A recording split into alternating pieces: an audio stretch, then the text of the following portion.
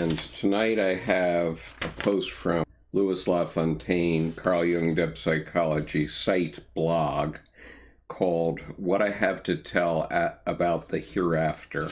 It is from the beginning of Life After Death, Chapter 11 of Memories, Dreams, Reflections. Louis has put a meme on this, which says, "Your vision will become clear only when you can look into your own heart. Who looks outside dreams. Who looks inside awakes." So that's the meme. What I have to tell about the hereafter and about life after death consists entirely of memories, of images in which I have lived and of thoughts which have buffeted me. These memories, in a way, also underlie my works, for the latter are fundamentally nothing but attempts, ever renewed, to give an answer to the question of the interplay between the here and the hereafter. Yet I have never written expressly about a life after death, for then I would have had to document my ideas, and I have no way of doing that. Be that as it may, I would like to state my ideas now. For a man who documented everything, he got to a point where he felt he needed to put it all down. So here it is. Even now, I can do no more than tell stories, mythologize. Perhaps one has to be close to death to acquire the necessary freedom to talk about it. It is not that I wish we had a life after death. In fact, I would prefer not to foster such ideas. Still, I must state, to give reality its due, that without my wishing and without my doing anything about it, thoughts of this nature move about within me. I can't say whether these thoughts are true or false, but I do know they are there and can be given utterance if I do not repress them out of some prejudice. Prejudice cripples and injures the full phenomenon of psychic life, and I know too little about psychic life to feel that I can set it right out of superior knowledge. Critical rationalism has apparently eliminated, along with so many other mythic conceptions, the idea of life after death. This could only have happened because nowadays most people identify themselves almost exclusively with their consciousness, and imagine that they are only what they know about themselves. Yet anyone with even a smattering of psychology can see how limited this knowledge is. Rationalism and doctrinarism are the disease of our time. They pretend to have all the answers, but a great deal will yet be discovered which our present limited view would have ruled out as impossible. Our concepts of space and time have only approximate validity, and there is therefore a wide field for minor and major deviations. In view of all this, I lend an attentive ear to the strange myths of the psyche, and take a careful look at the varied events that come my way, regardless of whether or not they fit in with my theoretical postulates. Unfortunately, the mythic side of man is given short shrift nowadays. He can no longer create fables.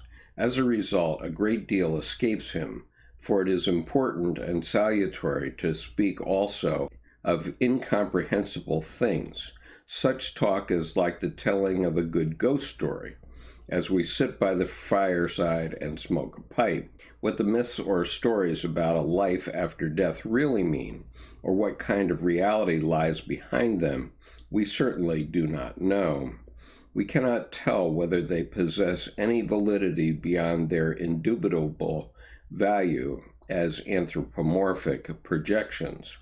Rather, we must hold clearly in mind that there is no possible way for us to attain certainty concerning things which pass our understanding. We cannot visualize another world ruled by quite other laws, the reason being that we live in a specific world which has helped to shape our minds and establish our basic psychic conditions.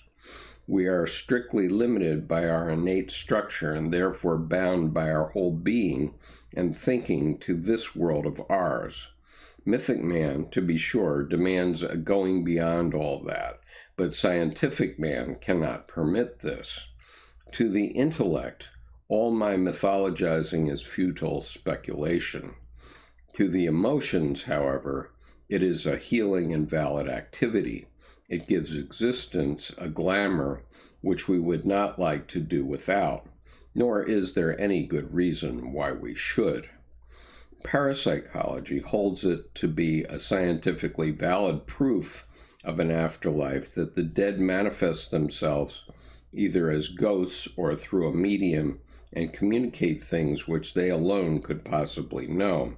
But even though there do exist such well-documented cases, the question remains whether the ghost or the voice is identical with the dead person or is a psychic projection, and whether the things said really derive from the deceased or from knowledge which may be present in the unconscious. Leaving aside the rational arguments against any certainty in these matters, we must not forget that for most people, it means a great deal to assume that their lives will have an indefinite continuity beyond their present existence. They live more sensibly, feel better, and are more at peace. One has centuries, one has an inconceivable period of time at one's disposal. What then is the point of this senseless mad rush? Naturally, such reasoning does not apply to everyone. There are people who feel no craving for immortality and who shudder at the thought of sitting on a cloud and playing the harp for 10,000 years. There are also quite a few who have been so buffeted by life or who feel such disgust for their own existence that they far prefer absolute cessation to continuance. But in the majority of cases, the question of immortality is so urgent, so immediate, and also so ineradicable that we must make an effort to form some sort of view about it. But how? My hypothesis is that we can do so with the aid of hints sent to us from the unconscious in dreams, for example. Usually we dismiss these hints because we are convinced that the question is not susceptible to answer. In response to this understandable skepticism, I suggest the following considerations. If there is something we cannot know, we must necessarily abandon it as an intellectual problem. For example, I do not know for what reason the universe has come into being and shall never know. Therefore, I must drop this question as a scientific or intellectual problem. But if an idea about it is offered to me in dreams or in mythic traditions, I ought to take note of it. I even ought to build up a conception on the basis of such hints, even though it will forever remain a hypothesis which I know cannot be proved. A man should be able to say he has done his best to form a conception of life after death, or to create some image of it, even if he must confess his failure. Not to have done so is a vital loss, for the question that is posed to him is the age-old heritage of humanity, an archetype, rich in secret life, which seeks to add itself to our own individual life in order to make it whole. Reason sets the boundaries far too narrowly for us, and would have us accept only the known, and that too with limitations, and live in a known framework, just as if we were sure how far life actually extends. As a matter of fact, day after day, we live far beyond the bounds of our consciousness, without our knowledge. The life of the unconscious is also going on within us. The more the critical reason dominates, the more impoverished life becomes. But the more of the unconscious and the more of myths we are capable of making conscious, the more of life we integrate. Overvalued reason has this in common with political absolutism. Under its dominion, the individual is pauperized. The unconscious helps by communicating things to us, or making figurative allusions. It has other ways, too, of informing us of things which by all logic we could not possibly know. Consider synchronistic phenomenon, premonitions, and dreams that come true. I recall one time during the Second World War when I was returning home from Bollingen. I had a book with me but could not read. For the moment the train started to move, I was overpowered by the image of someone drowning. This was a memory of an accident that had happened while I was on military service. During the entire journey, I could not rid myself of it.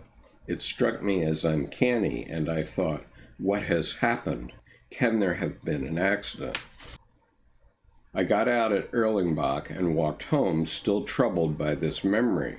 My second daughter's children were in the garden. The family was living with us, having returned to Switzerland from Paris because of the war. The children stood looking rather upset, and when I asked, "Why, what is the matter?" they told me that Adrian, then the youngest of the boys, had fallen into the water in the boathouse.